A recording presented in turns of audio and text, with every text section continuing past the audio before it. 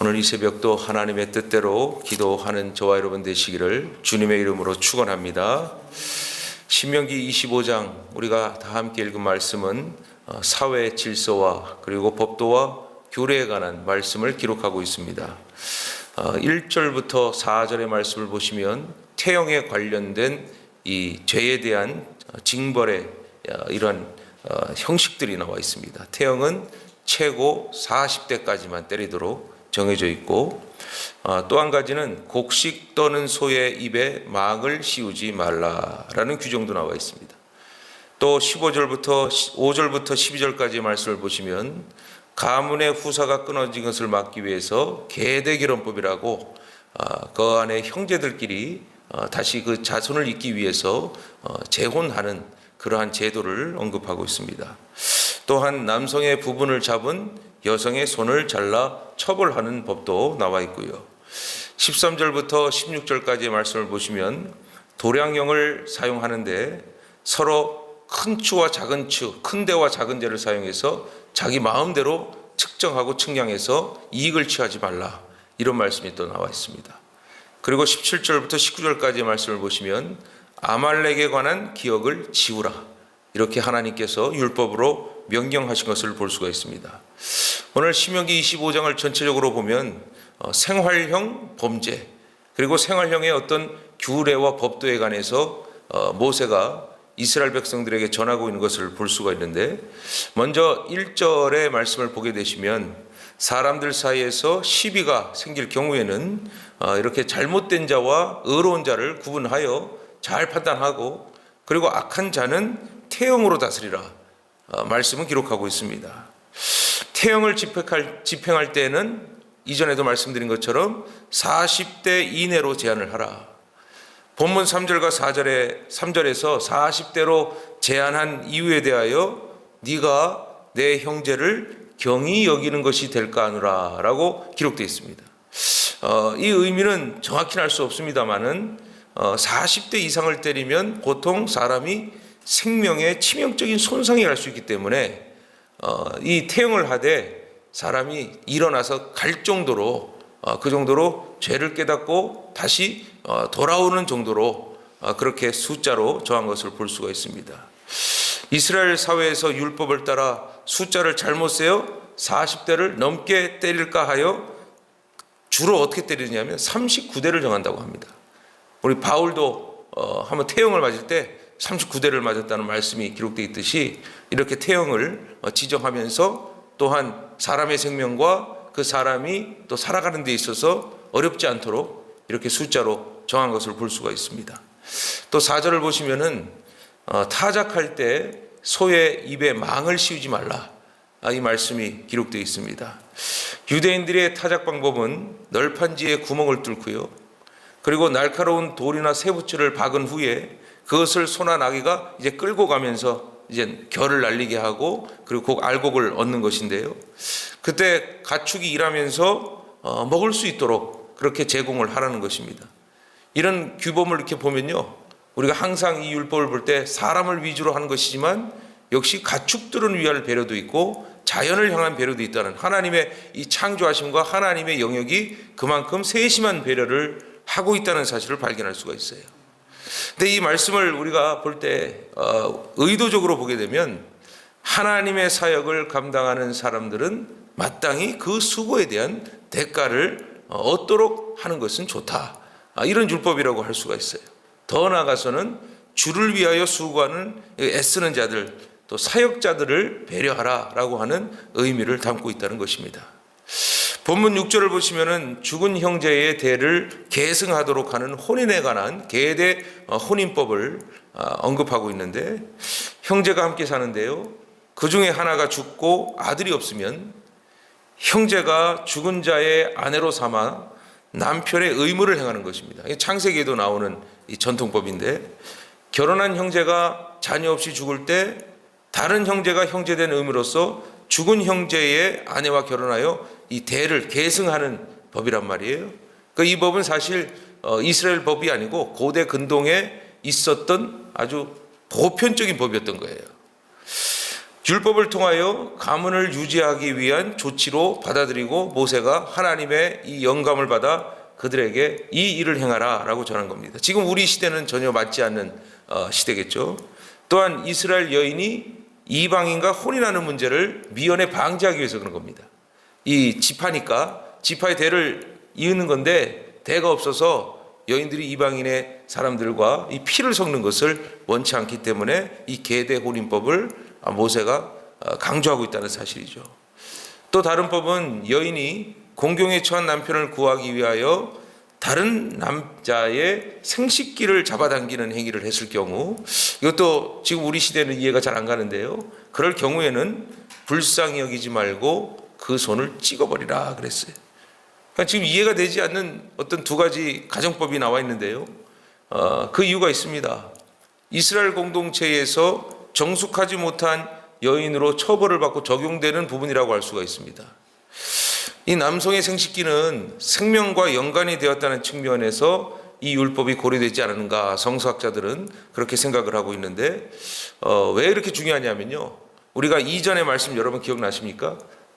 이틀 전의 말씀이죠. 신명기에서 23장 1절에 보시면 신랑이 상한 자는 여호와의 총회에 들어올 수 없다라는 율법이 나와 있죠. 그러니까 생식기, 즉 남성 생식기에 문제가 생긴다는 것은 후손과 직결되는 문제이기 때문에 이것은 절대로 범할 수 없다. 그리고 만약에 그것이 손상됐을 경우에는 하나님 앞에서 나갈 수 없기 때문에 엄벌에 처할 것이라는 것을 율법으로 기록하고 있는 것을 볼 수가 있습니다. 본문 12절을 보시면은 저울을 속여 파는 행위에 대한 율법이 명시되어 있는데, 물건을 측량하는 도량법은 반드시 어느 누구도 이 하나님의 절대적인 법처럼 지켜져야 된다. 도량형이 지켜지지 않으면 뭐 킬로그램이나 미리그램이나 아니면 근이라든지 그런 것들이 제대로 지켜지지 않으면 불법적인 거래가 이루어지고 사람과 사람 사이에 부정부패가 일어날 것이다. 따라서 율법은 저울 추를 속이지 말 것을 매우 강력하게 명령하고 있는 거예요. 법적인 기준을 지키는 자는, 오늘 말씀에 이 지키는 자예요. 지키는 자는 하나님께서 땅에서 축복하실 것이다. 이렇게 말씀을 정해놓은 것을 볼 수가 있습니다. 물건을 파는 사람, 장사꾼의 생명은 정직과 신뢰죠. 잠깐의 이익을 취하기 위하여 사람을 속이고 자기가 이익을 취한다 하여 좋을 것이 하나도 없습니다. 왜? 사람들은 더 이상 그 물건을 사지 않을 것이기 때문에. 장사뿐만이 아니죠. 인생이 정직하지 못하면 신뢰를 받기 어려운 건 자명한 사실이에요. 거짓은 잠깐 사람을 속여서 나를 피할 수 있게 하지만 결국은 다 드러납니다. 거짓이 많아지면요, 거짓말쟁이가 되는 것이죠. 그러면 결국 사람들은 그 거짓말이 그가 매일 하는 말이니까 아예 듣질 않습니다. 신뢰하지 않는다는 사실이죠. 그러니 도량형의 문제가 아니고 율법도 일종의 영적 도량형이라는 거예요. 하나님의 말씀을 늘 지키고 행하면 사람들이 인정하고 신뢰하는 것까지 이루어진다는 거예요. 하나님을 신뢰하는 자는 하나님이 그를 신뢰하고, 하나님이 신뢰하는 자는 어디를 가든지 하나님께서 그를 지켜주십니다. 또 사람들도 그 신뢰를 하나님의 신뢰로 받아들인단 말이에요. 사람들이 믿음으로 오해할 때가 있습니다. 믿음으로 뭔가 답답해할 때가 있습니다. 그러나 그게 옳은 겁니다. 하나님은 옳은 사람을 세우시지 거짓말하고 부정한 사람을 세우지 않는다는 이 사실은 지금도 우리 시대를 살아가는 모든 그리스도인들에게 반드시 적용되어야 한다는 사실이에요. 오늘 보면 16절에 보니까 이런 일을 행하는 모든 자, 악을 행하는 모든 자는 내 하나님 여호와께 가증하나니라고 기록되어 있습니다. 사랑하는 성도 여러분, 믿음으로 언제든지 정직하기를 힘써야 할 줄 믿습니다. 우리는 상황이라는 게 있어요. 경우라는 게 있습니다. 어쩔 수 없이 그럴 수도 있습니다. 우리 인간은 완전할 수가 없고요, 완벽할 수가 없어요. 상황이 그렇게 되면 또 그런 상황에 대해서 대처할 수 있는 우리 지혜가 있고 지식이 있기 때문에 그런 말들을 하고 그런 생각들을 하지만 결국에는 그것이 때로는 우리에게 저해가 되고 어려움이 될 수 있다는 사실이에요. 하나님 앞에서 우리가 정말 사람에게는 실수할 수 있어도 하나님 앞에서는 최선을 다해야 돼. 장깨를 부르셔는 안 돼요. 왜? 하나님은 우리의 말과 행동을 감찰하시는 분이시기 때문에. 본문 17절에서 하나님께서 이스라엘 백성들에게 출애굽 시절에 아말렉의 행한 일을 기억하라 말씀하시고, 또 기억하지 말라. 도대체 뭘 기억하지 말라는 건지 기억하라는 건지 이 말씀은 헷갈린데요. 이겁니다. 아말렉 족속이 이스라엘 역사 속에서 지속적으로 악역을 맡았던 족속이지 않습니까? 출애굽 17장을 보시면은 아말렉 족속들은 이스라엘 백성들이 광야로 지날 때에 방해를 하는데요. 이 광야에 지친 이스라엘 백성들을 기습해가지고, 그것도 이스라엘의 행렬 가운데에 뒤쳐져 있는 그 후미에 뒤따르는 연약한 자들을 쳤단 말입니다. 뒤로 아주 이 연약한 사람들을 치는 나쁜 교활한 행동이죠. 그러니 하나님 보시기에 이 아말렉 족속의 행동은요, 하나님께 대적한 겁니다. 하는 방법도 하나님 앞에서 온전치 못하고 하나님의 민족을 건드려 놨으니 하나님이 기뻐하실 수가 없는 겁니다. 하나님께서 이스라엘 지파가 가나안 땅에 들어가 분배를 받고 안식하는 그때에 뭐라고 명령하셨냐면요, 아말렉을 진멸하라라고 명령하셨습니다. 근데 그 말씀이 언제 성취가 되었느냐? 다윗 때에 성취가 됐어요. 그것도 완전히 성취된 게 아니고 부분적으로 성취가 된 거예요. 히스기야 시대에 이제 성취가 됐습니다. 시므온 자손 500명이 아말렉 자손을 모두 멸절을 하고 그곳에 거주를 하면서 이 말씀이, 이 율법이 성취가 되는데요. 그러나 아말렉의 후예가 또다시 이스라엘 백성을 향하여 이 보복하려는 시도가 말씀에 기록되어 있습니다. 언제였느냐면요, 에스더 3장입니다. 에스더 3장에 아각 사람 하만 나오죠. 하만이 누구냐? 아각 사람이라 했으니까 아각이 누구냐면요, 아말렉 족속인데요.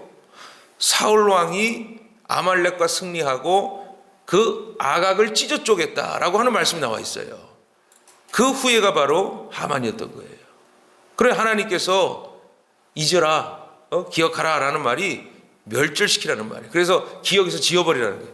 아말렉 족속을 완전히 진멸시켜서 너희의 기억에서 사라지게 하라는 거예요. 그러니까 하나님께서 이 에스더를 통하여 하만의 계략으로부터 이스라엘을 구원하여 주시고 하만의 세력을 이 진멸하는 이런 역사적인 사건들을 볼 때마다 진멸하여 사라지게 하라 이거예요. 너희들을 괴롭히고 힘들게 하는 이것은 내가 용서하지 않을 것이다. 그래 너희들은 믿음을 갖고 모든 악한 부분들을 다 제하라. 우리가 이 말씀을 적용할 때는 이거예요. 우리에게 아말렉 족속이 되는 우리의 죄된 요소들이 있는가를 우리가 돌아봐야 되는 것이죠. 이 성경을 읽을 때 우리는 항상 해석을 하셔야 됩니다.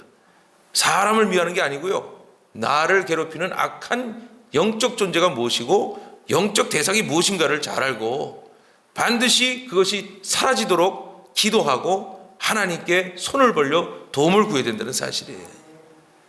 신앙생활을 하면서 우리를 힘들게 하고 어렵게 하는 요소들이 늘 존재한다는 사실을 우리가 항상 인지하고 기도해야 되는 겁니다. 우린 그냥 삶을 전쟁같이 사는 존재가 아닙니다. 영적 싸움을 하면서 이겨나가는 존재입니다. 우리는 어디서부터 전쟁하느냐? 남을 쓰러뜨리고 남을 경쟁해서 이겨서 얻는 그런 존재가 아니고 내 영이 먼저 살아 역사하여 그리스도와 함께 서로 사랑하며 주님의 뜻을 이뤄나가는 거룩한 존재로서 살아가는 것이 우선순위예요. 그러므로 우리 믿음이 늘 주 안에서 사랑을 베풀고 선행을 하며 주 안에 기쁨이 되는 일들을 늘 기도하면서 하나님과 동행하는 저와 여러분 되시기를 주님의 이름으로 축원합니다. 하나님은요, 여러분과 싸우러 하지 않습니다. 여러분을 지켜주십니다. 여러분 앞에 계십니다.